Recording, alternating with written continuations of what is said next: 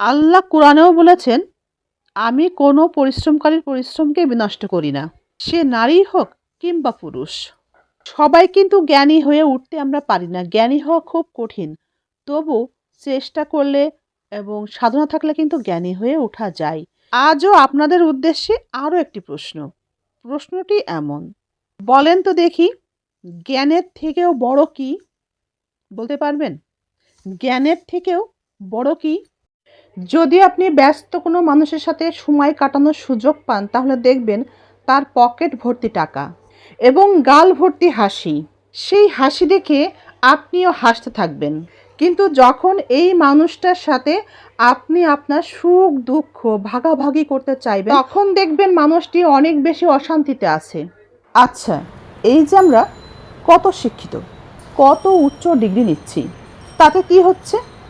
আমরা তো ন্যায় কাজ করি না। অন্যায়কে অন্যায়, ন্যায়কে ন্যায়ও বলতে পারি না।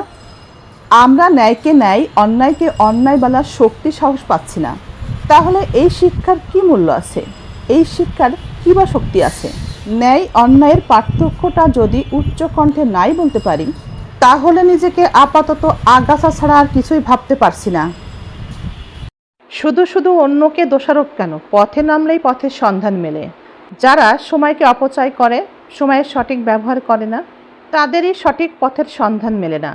আবার সঠিক পথের সন্ধান মিললেও সময়ের অপচয়ের কারণে সে পথ হারিয়েও ফেলে।